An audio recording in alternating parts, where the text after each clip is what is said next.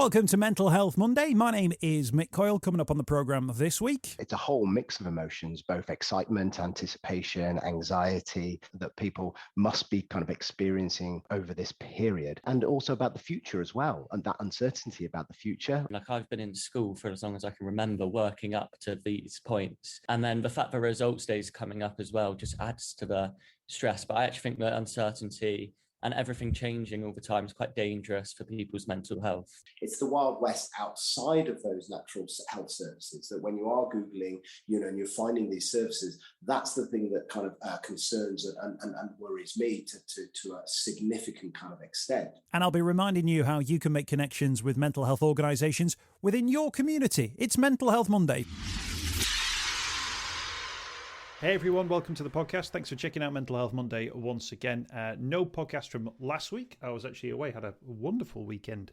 A wonderful week over in Lincolnshire, where we had our holidays. Just managed to get a place that we could rent out for the week. Trips out to the beach, trips into lovely Lincoln, which is a very nice part of the world, and a bit of time away from work. Straight back to it, obviously, for this week, and straight back into the world of work, and straight back into exam results week.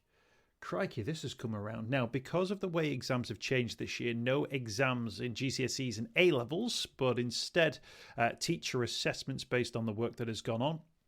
There may be some fallout from that, which we'll try and touch on future episodes if need be. But what it means is that GCSE and A-level results are both out this week. So Tuesday and Thursday, if you listen when the podcast comes out. So that's where the conversation lies, not just in terms of sort of dealing with exam stress, which of course is absolutely normal, but also speaking to a young person who's been caught up in the whole thing. And it's not just about the day, it's been about the last 18 months, the worry about knowing what's coming from an exam point of view. Will an exam or not doing an exam reflect well on you? Will a teacher's assessment reflect better on you than an exam could have done or would have done? And of course, we build so many of our young people up towards this exam system. Then to take it away and say we're judging you in a different way can of course be really sort of concerning, because it's the very groundwork of which our education system, I'd say unfortunately, is based. But it's where we're talking today, and it's where we're at. Now, there is an organisation called the Organisation for the Review of Care and Health Apps. They're called ORCHA. That's ORCHA, and their managing director is clinical psychologist Dr. Lloyd Humphreys. Now, Dr. Lloyd is one of our guests on the programme, but also one of their interns this year. 16-year-old Ollie Rawlinson-Johns has been working at ORCHA, and as part of the work they do reviewing care and health apps, he's done his own sort of recommendations of apps for young people to use, both based around exam stress and then some wider issues as well. So we're going to hear from Ollie as part of the programme as well. We'll hear about his experience as well and his thoughts headed into this results week too, plus some of these great recommendations on the way. A really important conversation, this one, based around something I never sort of really thought about, in that we often think mental health has got to be positive when we talk about mental health, but actually Dr. Lloyd touches on this in the conversation, some of the resources that are out there aren't sort of scientifically or psychologically sort of accredited, if you like. So there's actually a danger that some things which may be promoting supposedly mental health and well-being, if they're not coming from people who know exactly what they're talking about, there's a risk they may actually be damaging and point people in the wrong direction. And maybe I'm being naive, but you kind of think, well, if someone's created a mental health app, it's got to be positive. But of course, unless it's got the seal of approval and the right accreditations, it's not necessarily always the case. That's something that comes up in the conversation too. So we'll hear from 16-year-old Ollie in just a few moments' time. First up, we'll hear from Dr. Lloyd Humphreys, MD of ORCHA. He's a clinical psychologist, and we talked through the fact that given everything that's gone on with schools closing, schools reopening, online lessons back in, testing, exams being cancelled, teachers' assessments, of course it's no surprise that some young people will be feeling stressed and anxious at this time. Absolutely. It's a whole mix of emotions, both excitement, anticipation, anxiety, a whole range of different emotions that people must be kind of experiencing over this period, and also about the future as well, and that uncertainty about the future, which is going to be dictated in some part by the exam results that come out next week. And I think that has only been added to by the situation that happened last year in terms of how exams were kind of managed last year, and this year has been slightly different, but still has some of the same anxieties associated with it. At what point does it become a point where you'd think, well, this is something we need to worry about? Because, of course, for a lot of young people, there's the anticipation, there's the anxiety, there's the stress, but it's leading up to a certain point. And from that point, you can then take certain actions in certain directions. At what point would you say, maybe there's a problem here, maybe there's things you can do just ahead of those results day, just to make sure that people keep on the right side of the anxiety, if you like? Of course, and anxiety is that there is a helpful amount of anxiety. We call that arousal, and there is sometimes there is a helpful amount that kind of spurs us into action, allows us to kind of cope with situations, etc. But when it kind of becomes too much and overwhelming, that's when it can either paralyze us or actually kind of cause us to impact us in more negative ways. So it's about finding the right level, because that anxiety is normal, it's natural. We would all experience that in that given situation. So the first thing to kind of note is anxiety, that anticipation, all of those things is a completely normal thing to experience. If you didn't, I'd be more worried about an individual. So it's about making sure that it doesn't overwhelm that individual. And if it is, then actually we need to start to think about, right, well, what are the ways that we can kind of cope with that anxiety? And we all have natural coping mechanisms to deal with that. And so it's about digging into those. And if you don't feel that they are helping or that they're giving you enough ability to kind of cope, and they're unhelpful, then we need to start to acknowledge there may be other forms of help that we need to kind of seek. Yeah, and we'll come on to sort of the digital offer that's out there for young people, and there's a lot out there at the moment.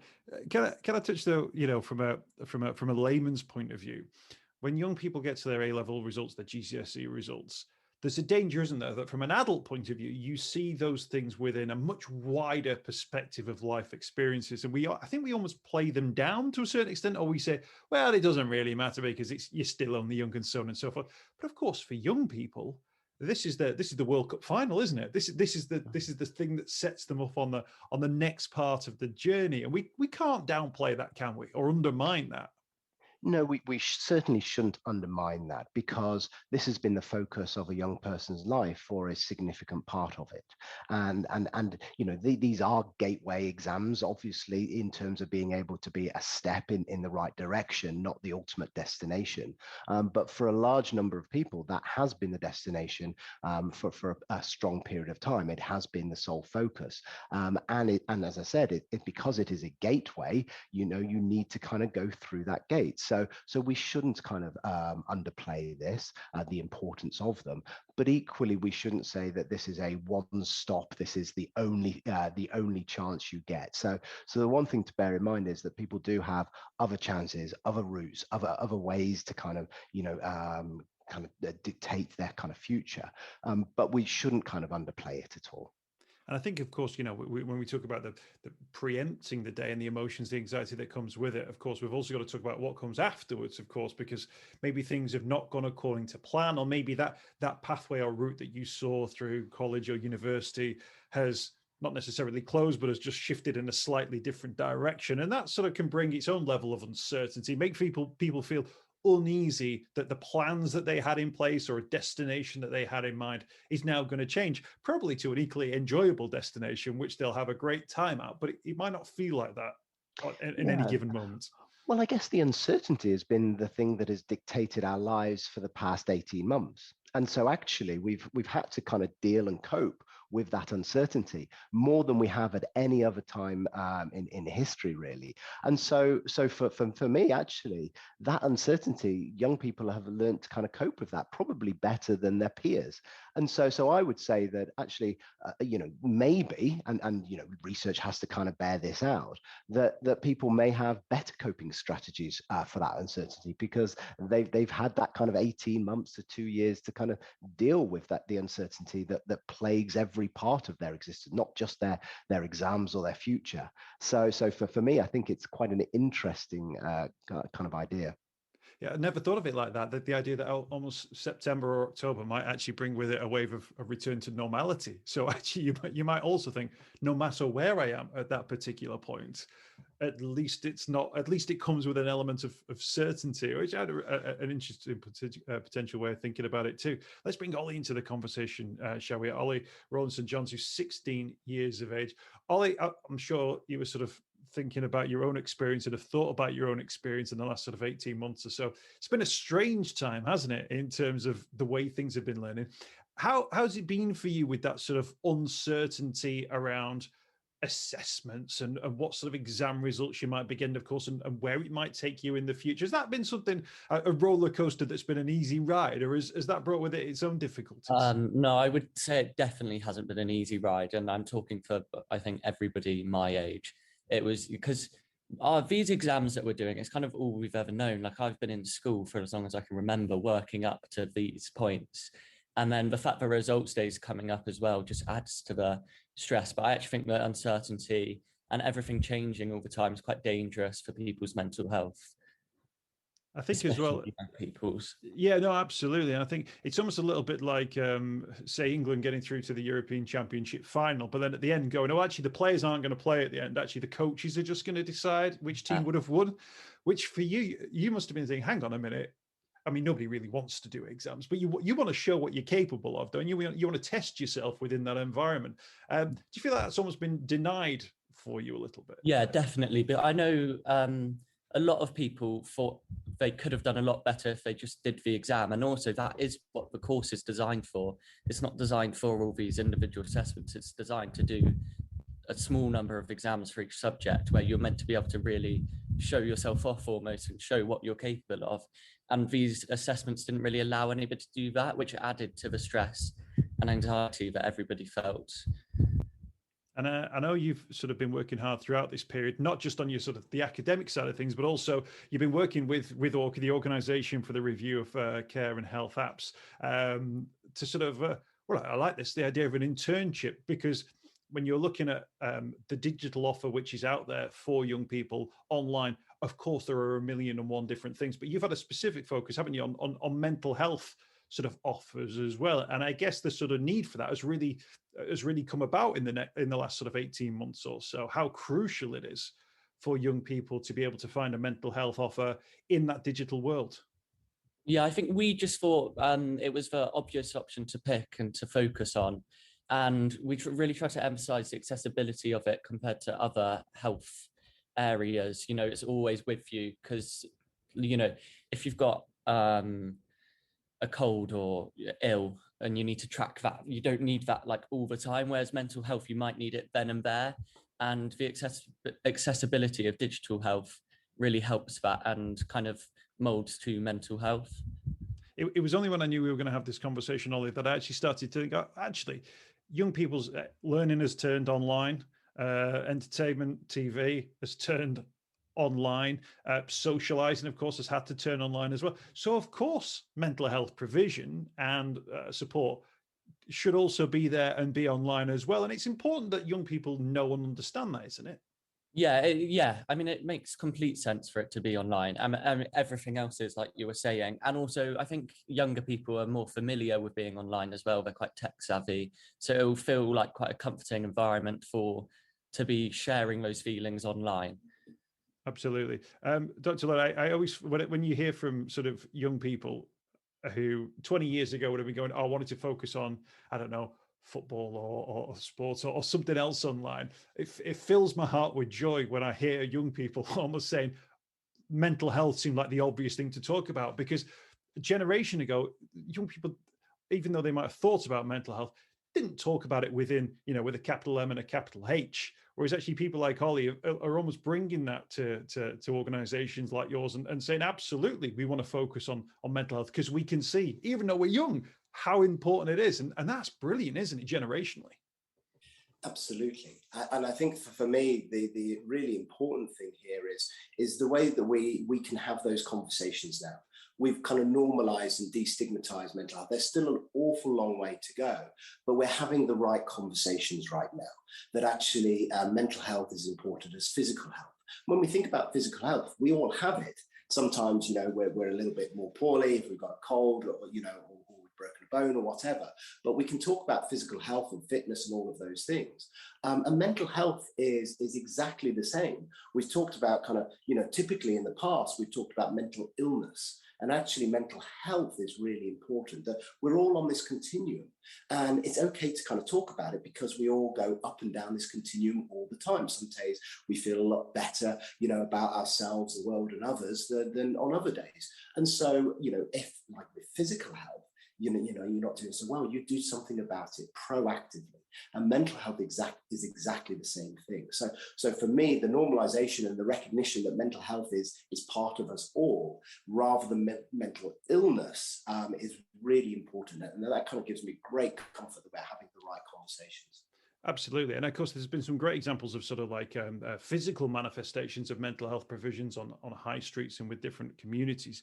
But actually, for a lot of people, I think almost the online offer, the phone, the tablet, the website is almost the front line, if you like, because for a lot of people that will be the first thing they'll do. They'll type it into a search engine. They'll look for something that they can look at sort of at a distance without having to come face to face potentially with anyone, just to suss out maybe a conversation or get a sense of what something would be at. And the digital world is perfect for that if the offer is there and the environment is created correctly. Absolutely. I think we need to meet young people, adults, everybody where they are at. And the reality is that everyone has a relationship with a device, rightly or wrongly. Right now, we have that relationship with technology. If I miss an appointment, I'm a little bit upset that I've missed something. But if I leave my phone at home, then I'm bereft. And so we actually kind of need to meet people where they are at. And if we can then do that in a better way, that we're not relying on Dr. Google, that actually, we are actually finding high quality apps. And that's the whole role of ORCHA, really, with over 375,000 apps on the market, but only 20% of them meeting any sort of kind of quality mark. Then it's really important for organizations like ORCHA to exist, so that we can actually, when someone does go into Google and does, they're able to actually find the right apps that are actually going to help them, that are effective, that are clinically assured, that are actually going to help them in the right way. And the reality, unfortunately, is that there is a whole plethora of apps that not only are ineffective, but can actually be dangerous. So it's really important to meet people where they are, but actually to meet them where they are with high quality services. I think that's such a key point, because I think people will think maybe for the first time they're stepping into this mental health world, or thinking, right, I'll have a look at this. For them to step into it with the wrong people, with the wrong offer, and then to have a negative experience would be a real shame, wouldn't it? And potentially dangerous for that person as well. So it's so crucial, as you said, and it's so interesting to hear that there are actually only a limited number that have almost got some sort of a clinical kite mark. Is there something that people can look out for? Is there a kite mark? Is there a mark that says this has actually been approved by psychologists? People like yourself have overseen it and have given it the thumbs up, if you like. Within the National Health Service, ORCHA do, and outside of the National Health Service, ORCHA do provide that assessment of an accreditation of digital health products. So when we provide our libraries to councils, organisations, the NHS, and whoever, every kind of service that appears has gone through a minimum of 350-point item check. And has to kind of reach a certain threshold to be included. So there are those, ORCHA is kind of the global leader in being able to certify and assess the quality of these digital products. Within the NHS, there are other standards, for example, the Digital Technology Assessment Criteria, DTAC, which is a benchmark that digital services should attain. So I'm not kind of concerned about within the NHS. There is a rigorous kind of process. It's the Wild West outside of those natural health services, that when you are Googling, and you're finding these services, that's the thing that kind of concerns concerns and worries me to a significant kind of extent. And as you say, this is maybe the first touch point in terms of people's, talking about mental health. So it's essential that people find the right service for them that is going to kind of help them. And as we know, unfortunately, kind of the internet and technology exposes a person to every kind of walk of life and every type of quality, etc., that is available. Unfortunately, accessibility is both a blessing and a curse in terms of kind of the internet. So it's worth pointing out to people to look at. I mean, ORCHA's a good resource for that one, ORCHA for that one, ORCHA. But of course, there'll be those trusted organisations as well with their recommended apps that will be that will have the correct provision based around them as well. That's ORCHA, ORCHA, to find out more about that. Ollie, let's bring you back into the conversation. I guess as well, from a young person's point of view, you're also looking for, interface, accessibility. Is this something that I want to spend some time on as well? What was the criteria you were looking for when you were looking at these apps and a provision when it came to mental health?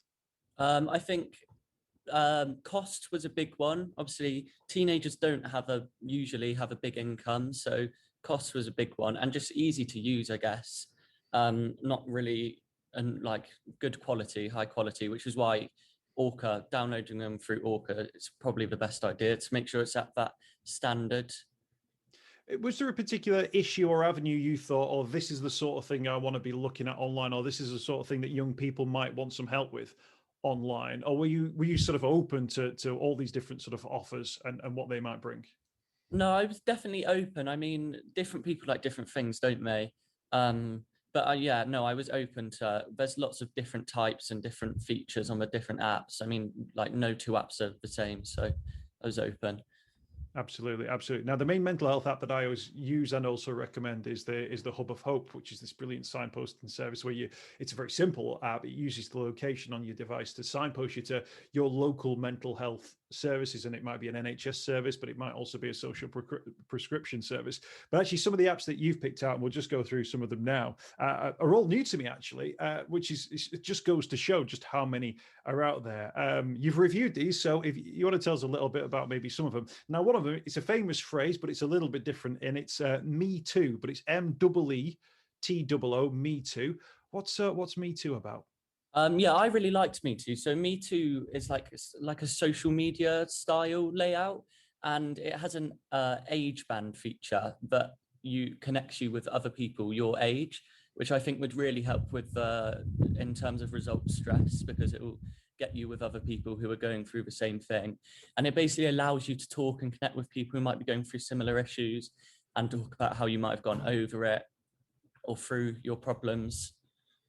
And do you feel like that was, from what you saw from that app, that it was a healthy environment, there were positive conversations that were taking place? Yeah, so every post is monitored, and you could tell that a lot of effort has gone into making sure it was a safe environment for everyone. There's also a lot of resources on there to work on your mental health. That's a good shout. So that's Me Too, MEETOO, and I think that available on both iOS and Android as well. This one's called, I'm going to say it's called Wiser, but it's WYSA. These are all very clever names, by the way. What's Wiser about? So I picked Wiser because it was so different from Me Too. It's so it allows you to differentiate the app depending on your personal feelings and needs. The app features an AI system that gives human-like responses in real time. And obviously this is focusing on accessibility again. It's really nice to be able to talk to someone without actually having to go see a doctor. If the app recommends loads of different techniques to help relax and improve your mental health and to take your mind off it. And also students get it free, which I think was a really good feature, especially in terms of exam stress. Absolutely. And that's such a great idea because, well, Lloyd and I generationally, if you wanted to speak to someone, you had to talk to an actual human being. But the idea that there's a program out there that you can have a conversation with, but it's not going to be judging you, and you're not going to have to sit in a slightly awkward room with them, and you're not going to have to go, it can happen there on your phone, I guess allows you to sort of explore your own feelings on an issue without having to get out there too much. Yeah, that really helps with this because there's quite a big stigma around it. So I think people might find it quite awkward to actually go and sit in a room with someone, and they might not share as much as they would, knowing that you're not actually speaking to a real person. Yeah. Yeah, and actually, also they might, having taken part or done something through the Wiser app, might then have they think actually I'm okay. I've almost had a practice of how I could talk to someone, and therefore speaking to a real person. That's a good one. WYSA, Wiser app. Let's do one more. And this one's called A Part of Me, but it's a part, APART, a part of me. What's a part of me all about? So this is less linked to exam stress. It's an app about coping with grief and losing a loved one, and it is more aimed at the younger generation, but I think teenagers could still use it. And it allows you to, it's very interactive. It's almost like a game. And you go through this world, and along the way you find journals that are like real life people, and it's like voice messages almost of people who have had lost loved ones and how they coped with it and getting over that and realizing that, you know, it's okay to feel down and being able to relate with those other people. Absolutely, absolutely. Dr. Lloyd, I mean, the innovation involved in these sorts of services is really sort of first rate. I'm almost tempted to think if we're just going down the old traditional routes, there's the chance we're missing out on some of these sorts of resources online. It's about choice at the end of the day, because traditional face-to-face therapy is really important for some people. We do know that the therapeutic relationship and the ability to kind of connect with another person, a therapist in some cases, can be really powerful in terms of helping someone's recovery. So it's about delivering kind of choice to someone. Again, as I mentioned, meeting them where they are and how they can kind of talk about it. And if that's easier via kind of technology, then that's great. But if that's in person, and often, the more severe someone's issues are, the better that we take what we call a multidisciplinary approach. We different ways to kind of help that individual. So for me, it's about kind of choice. It's about having that whole toolkit available to someone, and again, giving the ability to kind of tap into all of those different things. Absolutely. So Me Too recommended there, Wiser and A Part of Me from Ollie, who's just 16 years of age. So Ollie's obviously well placed and well-minded to sort of think about the needs for young people as well. And I think it's about, you touched on it there, Lloyd, about whenever a person turns towards needing mental health support, that they find it in an avenue which they feel comfortable. And it's really worth stressing that, isn't it? That can be a whole wide range of different things. The online world can obviously play a huge part, as well as the sort of the real life world. I guess those things have got to sort of meet up though as well, haven't they? So that people don't feel like support only exists online, that it may signpost further down the line to a different service, a real life service, if you like. Absolutely. And there's a big difference between managing your well-being and managing kind of mental health and perhaps more complex issues. And the important thing is for people not to feel that they're alone and they have to go through this by themselves. And sometimes kind of that's the downside of technology. It can be, you can feel that you're the only one kind of connecting and feeling this way. So it's important that you do connect with others. It's important that you know that you are not alone in this, and that there is a whole wide range of help available. And if you are experiencing those challenges to your mental health that are feeling like they're overwhelming, then it is really, really important to kind of seek out professional help. In the first instance, going to see your GP and being signposted to the right help available. Sometimes when we're in the midst of that, it's difficult to know what help you need. And so having that external perspective can be absolutely kind of critical. So I don't want people to feel that, technology is the panacea, that this is the only route that people have. It's important that it is one of many kind of options available. What a brilliant shout. What a brilliant shout. Ollie, just give us a sense maybe of what this next week or so is going to hold for you, because I guess, crucial moments for you, decisions to be made, hopefully some celebrating along the way. Yeah. There is a party organised for Results Day, which I think everyone is looking forward to, not depending on your results. I'm really just trying to take my mind off it. I know I've put 100% in, so my results will reflect that. But yeah, I'm just trying not to think about it. And that's a great attitude. But I like the idea where, because I guess you can have a party, because of course it's always worth getting together with your friends, no matter what is going on in life. No, absolutely as well. And Dr. Lay, let's bring it back around to the wider conversation around results day for people who are concerned about what's coming up this week, or they're feeling just maybe that the sort of preempting of next week is getting a bit too much for them. What would you say? What would you recommend? Well, I think Ollie has made a great point, which is about kind of sometimes distracting yourself, but being able to kind of take your mind away from it. For me, it's about actually, making sure that you can fill your time with activities that give you a sense of pleasure, a sense of joy, but also give you a sense of achievement as well. So being able to fill that time and being able to make sure that your mind doesn't keep wandering back to the day next week. So there are lots of things that you can do and to kind of tap into that. So for me, it's about kind of trying to manage that by finding those activities that give you a sense of pleasure and joy and give you a sense of kind of achievement that you've done something. Can I ask you as well from a parent's point of view as well, for those parents who are sort of seeing their son or daughter going through and living that sort of experience, and they're thinking, okay, well, I understand why they're feeling apprehensive. What are those maybe signs that they should look out for that maybe show that there may be something else going on there, or something that they maybe need to make a small intervention on potentially? Well, it's difficult to kind of answer that in a definitive way because everyone manages their anxiety in different ways.